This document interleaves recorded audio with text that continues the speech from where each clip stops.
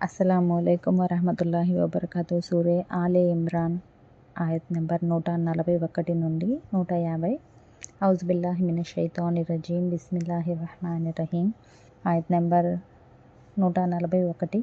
ఈ పరీక్ష ద్వారా అల్లా సిసలైన విశ్వాసులను వేరు చేసి అవిశ్వాసులను తుదముట్టించదలిచాడు. ఉహూద్ యుద్ధంలో ముస్లింలకు తమ స్వయంకృతం మూలంగా తాత్కాలికంగా ఓటమి ఎదురైనప్పటికీ భవిష్యత్తులో అది వారి కొరకు ఎన్నో రకాలుగా ప్రయోజనకరమైంది.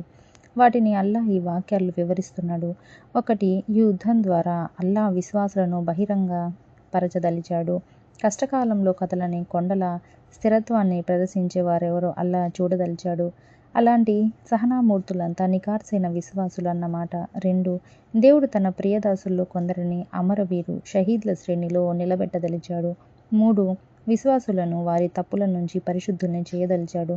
అరబీలో యుమ్హీసు అనే పదం వాడబడింది. దాని మూల పదం తమ్హీస్. ఈ పదానికి ఎన్నుకోవటం అని ఒక అర్థం ఉంది. దాంతోపాటే తత్హీర్, తఖ్లీస్ అనే మరో 2 అర్థాలు కూడా ఉన్నాయి. అయితే ఈ రెండిటి భావం దాదాపు ఒక్కటే, పరిశుద్ధ పరచడమని. మన ఉర్దూ అనువాదకులైన ముహమ్మద్ జూనాగడి గారు, అల్లా ఆయనపై శాంతి కురిపించుగాక, ఇక్కడ తమ్హీస్ అన్న పదానికి మొదటి అర్థాన్ని, అనగా ఎన్నుకోవటం అనే అర్థాన్ని తీసుకున్నారు. ఈ వాక్యంలో దాగి ఉన్న మరో పరమార్థం ఏమిటంటే, అల్లా అవిశ్వాసులను అంతమొందించగోరాడు. తాత్కాలికంగా తమకు లభించిన విజయంతో వారు ఉబ్బిపోయి తలబిరుసుతనం ప్రదర్శిస్తారు. ఆ తలబిరుసుతనమే వారి పతనానికి, వినాశకానికి నాందివచకమవుతుంది. ఆయత్ నెంబర్ 142. ఏమిటి, మీరు స్వర్గంలో ఇట్టే ప్రవేశించగలమని అనుకుంటున్నారా? వాస్తవానికి మీలో తన మార్గంలో పోరాడేదెవరో, ఓర్పు వహించేవారెవరో ఇప్పటి వరకు అల్లా పరీక్షించనే లేదు. అంటే దైవ మార్గంలో పోరాడకుండానే, కఠిన పరీక్షలు ఎదుర్కోకుండానే స్వర్గప్రవేశం లభిస్తుందని భావిస్తున్నారా? ఎంతమాత్రం కాదు. కఠిన పరీక్షల్లో నెగ్గుకు వచ్చిన వారికే స్వర్గం లభిస్తుంది. వేరొక చోట ఇలా సెలవీయబడింది. ఏమిటి, మీరు స్వర్గంలో ప్రవేశిస్తామని ఊహిస్తున్నారా? మీకు పూర్వం గతించిన వారికి ఎదురైన పరిస్థితులు మీకింకా ఎదురు కానేలేదు. వారిపై కష్టాలు, బాధలు విరుచుకుపడ్డాయి. తద్వారా వారు బాగా కుదిపివేయబడ్డారు. మరో చోట ఈ విధంగా అనబడింది. మేము విశ్వసించాము అని అనగానే విడిచిపెట్టబడతామని, పరీక్షించబడమని ప్రజలు అనుకుంటున్నారా? ఈ విషయం ఇంతకు ముందు బకరా సూరాలో కూడా వచ్చింది.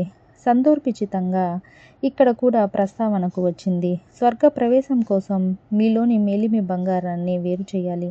దానికోసం మీరు పరీక్షించబడటం అవసరం. మీరు కల్తీ సరుకు ఏదో, మేలిమి సరుకు ఏదో కథన రంగంలో కష్టాలెదురైనప్పుడు కానీ తెలిసిరాదు. ఆయత్ నెంబర్ 143. యుద్ధానికి ముందైతే మీరు వీరమరణాన్ని ఎంతగానో కోరుకునేవారు. ఇప్పుడు దాన్ని మీరు మీ కళ్ళారా తిలకించారు. బద్ర్ యుద్ధంలో పాల్గొనలేకపోయిన సహాబీలు కనే కలలను ఈ వాక్యం సూచిస్తున్నది. తమకు అవకాశం దొరికినట్లయితే తాము కూడా శత్రువుల పంక్తుల్లోకి చొచ్చుకుపోయి దైవ విరోధులను అంతమొందించి తమ ప్రతాపాన్ని చాటి చూపుతామని వారు చెప్పేవారు. అటువంటి ఔత్సాహిక సహచరుల కోరికపైనే మదీనా నగరం దాటి శత్రువును ప్రతిఘటించడానికి బయటికి రావలసి వచ్చింది. కానీ తీరా శత్రువులు చేసిన మెరుపు దాడితో ఓటమి పాలైనాక ఈ ఔత్సాహిక యోధుల్లోని ఆవేశం కాస్త చల్లారిపోయింది. వారిలో కొందరైతే పలాయనం చిత్తగించారు. కొంతమంది మాత్రమే స్థిరంగా నిలబడ్డారు.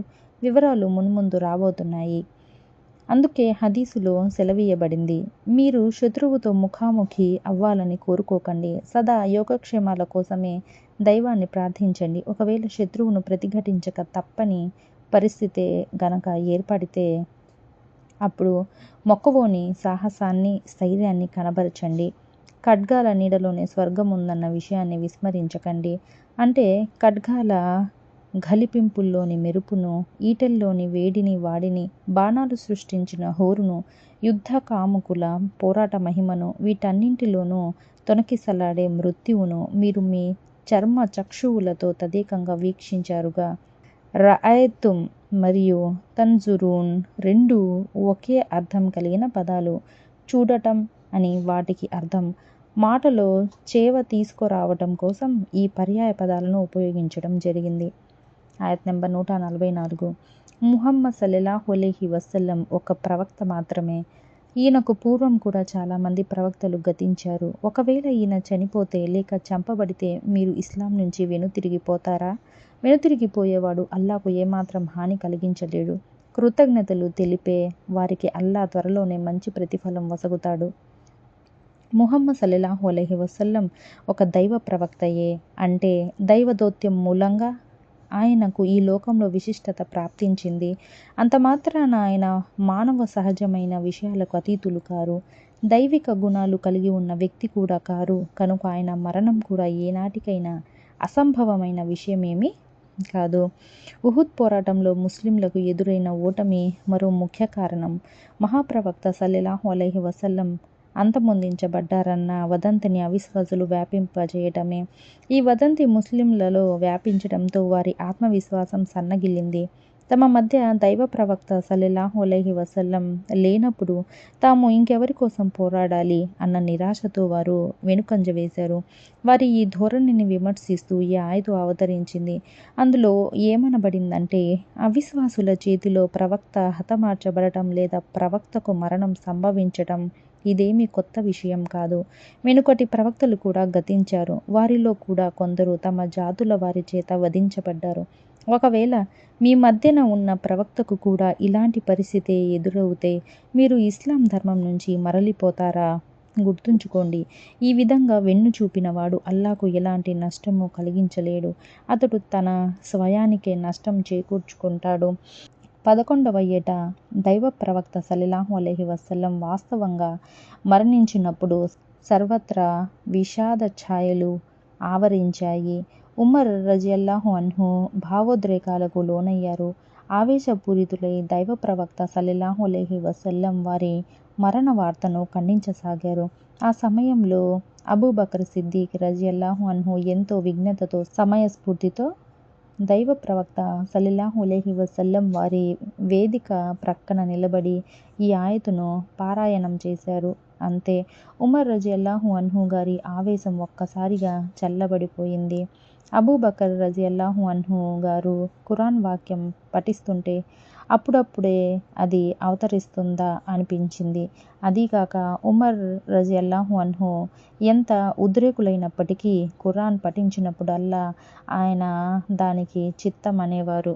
ఇక్కడ కృతజ్ఞతలు తెలపడం అంటే భావం దైవ మార్గంలో నిలకడ చూపటం, దేవుడు చేసిన అపారమైన మేళ్లకు బదులుగా దైవాదేశాలను పాలించటం అన్నమాట. కృతజ్ఞతాపూర్వకంగా వ్యవహరించే వారిని అల్లా మరింతగా అనుగ్రహిస్తాడు.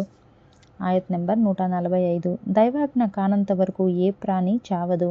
నిర్ధారిత సమయం రాయబడి ఉంది. ప్రాపంచిక ఫలితాన్ని కోరుకున్న వారికి మేము ఎంతో కొంత ఇచ్చేస్తాము. పరలోక ప్రతిఫలాన్ని కోరుకున్న వారికి మేము దాన్ని కూడా అనుగ్రహిస్తాము. కృతజ్ఞులై ఉండేవారికి మేము త్వరలోనే మంచి ప్రతిఫలాన్ని వసగుతాము. ధైర్యం వీడి పిరికితనం చూపిన వారిలో ఆత్మవిశ్వాసాన్ని పెంపొందించటానికి ఈ విధంగా ఉపదేశించడం జరిగింది. మరణ సమయం ముందుగానే నిర్ణయించబడి ఉండగా పిరికి పందలై పారిపోవలసిన అవసరం ఏముంది? అలా పారిపోవటం వల్ల కలిగే ప్రయోజనం ఏమిటి? మీరిలా పలాయనం చిత్తగించి కొద్దో గొప్ప ప్రాపంచిక లాభాలను జురుకున్నప్పటికీ శాశ్వతమైన పరలోకంలో మీరు లభించే పుణ్యఫలం ఏమీ ఉండదు. దీనికి భిన్నంగా పరలోక సాఫల్యాన్ని లక్ష్యంగా పెట్టుకొని జీవించే వారికి పరలోకంలో పుణ్యఫలం ఎలాగూ లభిస్తుంది. అయితే అలాంటి వారికి ప్రపంచంలో కూడా అల్లా అడ్వాన్సుగా అనుగ్రహిస్తాడు. వారిలో ఉత్తేజాన్ని, ధైర్యాన్ని నూరిపోయటానికి వెనుకటి ప్రవక్తల వారి ప్రియ సహచరుల అసాధారణ త్యాగాలను, సహన స్థైర్యాలను కూడా ఉదాహరించటం జరిగింది. ఆయత్ నంబర్ 146. ఎంతోమంది ప్రవక్తలకు ఆదరువుగా నిలిచి ఎందరో అల్లా భక్తులు దైవ మార్గంలో పోరాడారు. వారికి కూడా అల్లా మార్గంలో కష్టాలు ఎదురయ్యాయి. కానీ వారెన్నడూ ధైర్యం కోల్పోలేదు, అసక్తతకు లోను కాలేదు, లొంగిపోనూ లేదు. అల్లా ఇష్టపడేది ఇలాంటి సహనమూర్తులనే. అంటే యుద్ధ సందర్భాలలో ఎదురయ్యే కష్టాలకు వెరవకుండా, బాధపడకుండా, భయభ్రాంతులకు లోను కాకుండా శత్రువుకు ఎదురొడ్డి నిలబడే వారిని ఇక్కడ సహనశీలురు అని అనడం జరిగింది. ఆయత్ నెంబర్ 147. వారిది ఒక్కటే పలుకు, మా ప్రభువు మా పాపాలను క్షమించు, మా పనుల్లో మా వల్ల జరిగిన అతిని మన్నించు, మా పాదాలకు నిలకడను ప్రసాదించు. అవిశ్వాస జనులకు వ్యతిరేకంగా మాకు తోడ్పాటునందించు. ఆయత్ నంబర్ 148. అల్లా వారికి ప్రాపంచిక ఫలాన్ని ఇచ్చాడు, పరలోకపు ఉత్తమ పుణ్యఫలాన్ని కూడా ప్రసాదించాడు. సత్కార్యాలను ఉత్తమ రీతిలో నిర్వర్తించే వారిని అల్లా ఎంతగానో ప్రేమిస్తాడు. ఆయత్ నంబర్ 149. ఓ విశ్వాసులారా, మీరు కనుక అవిశ్వాసుల మాట విన్నారంటే వారు మిమ్మల్ని మీ కాలి మడపలపైనే తిరోన్ముఖుల్ని చేస్తారు, ధర్మభ్రష్టుల్ని చేస్తారు. అప్పుడు నష్టపోయేది మీరే. ఆయత్ నంబర్ 150. వాస్తవానికి అల్లాయే మీ రక్షకుడు, ఆయనే అత్యుత్తమ సహాయకుడును. ఈ విషయం ఇంతకు ముందు కూడా వచ్చింది, అయినా మళ్ళీ పునరావృతమైంది. ఎందుకంటే ఉహుద్ యుద్ధంలో ముస్లింలకు కలిగిన స్వల్ప పరాజయాన్ని అదనుగా తీసుకొని అవిశ్వాసులు కపటులు ముస్లింలకు ఉచిత సలహాలు ఉదారంగా ఇవ్వసాగారు. ఎందుకొచ్చిన తంటా గాని మీరు మీ తాత ముత్తాతల ధర్మం వైపుకు మరలిపోండి అని పురిగొల్పసాగారు.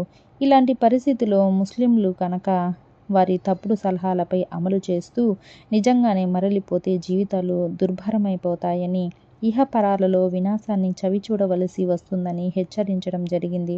యథార్థానికి సాఫల్యం సిద్ధించేది దైవ మార్గంలోనేనని, దైవం మాత్రమే అత్యుత్తమ సహాయకుడని ముసల్మానులకు బోధపరచడం జరిగింది. అస్సలాము అలైకుం వరహమతుల్లాహి వబరకాతుహు.